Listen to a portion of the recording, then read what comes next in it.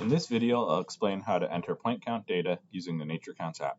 Please note, at this point, the more complex advanced point counts, which use distance bands in addition to the time intervals, is not currently supported. If you're collecting point count data using the advanced methodology, you'll have to record your data manually and enter it using the website. Okay, so to start, obviously we need to open up the Atlas app, give it a second to boot up.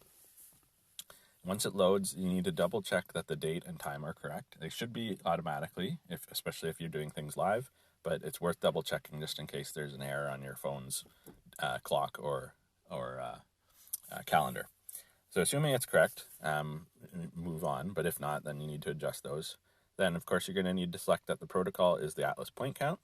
And the next step, which is very, very critical and easy to overlook, is you need to click Edit Location.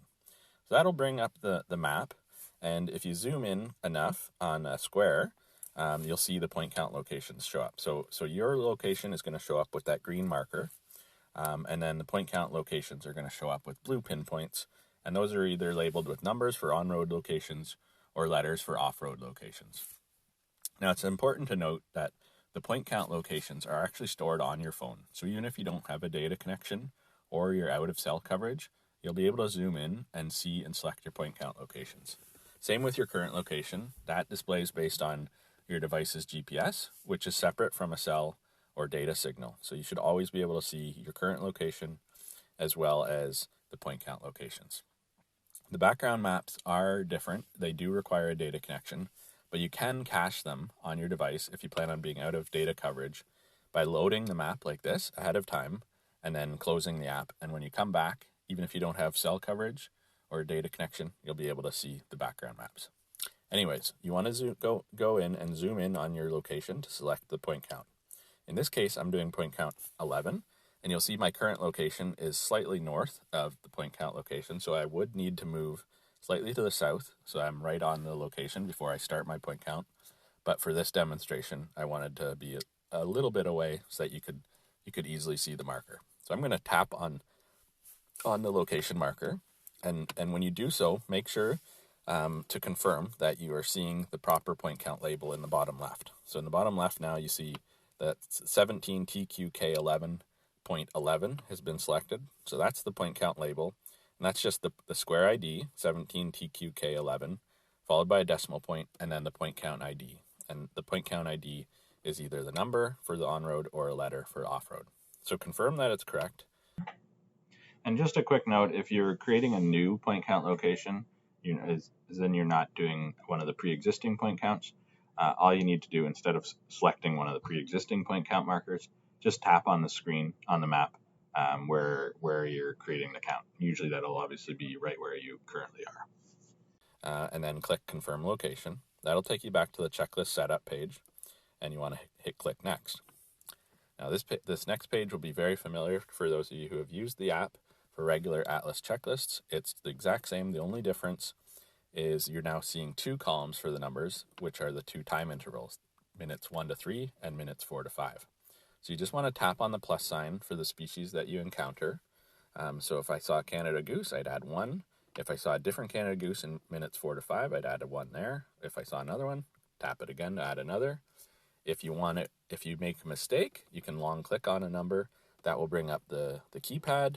You can click backspace. And this is also a handy way to enter large counts of species instead of tapping. So if you had 20 Canada geese, then you'd tap it and click the number 20 rather than tapping it 20 times. It'll save you a bit of time. Similarly to regular Atlas checklists, this is where you can tap on a species to bring up the breeding evidence box or the details box. You don't have to enter either of these things, especially breeding evidence. Don't worry about it, especially when it's possible breeding evidence. But if you're finding probable or confirmed breeding evidence, it's great to add those, but again, certainly not necessary. Same with the details. Nice to add, especially for rare species confirmation, but don't feel like you need to put tons of information in these details box from point counts. Now, in terms of navigating the species, the checklist page, it's handy to use. You can use the search function, and this lets you use 4-letter codes if you know them. So if I encountered a rose-breasted grosbeak, I could type RBGR and it'll pop up, add it there. Same thing for any other species. The other handy thing that you can use, you can of course scroll up and down, but it can take a long time to do that. So it's easier to type in the 4-letter code or the species name to jump to it. And once you've added a species to the list, you can use your My List to kind of keep your running list a little shorter. So if you see another rose-breasted grosbeak, you can tap it and so on. And if you click search, then it'll give you the option to go back and search to add a new species. So say you had a red-eyed vireo, and it pops up. You can add a couple red-eyed vireos and click back to My List. And then if you encounter another red-eyed vireo, there you go. So that's it. The last thing you'd want to do is click Review Checklist. And if you're offline, you can click the 3 little dots in the top right and save it as a draft and come back and fill in the rest of the details before you submit it. And that's it. It's pretty straightforward. Hopefully fairly simple to use. If you're finding that it's too much work to use the app at the same time as you're doing the actual point counts, which it's the case for lots of people, it's too much to use an app and listen to birds. Feel free to use your notebook and enter the data later on a computer.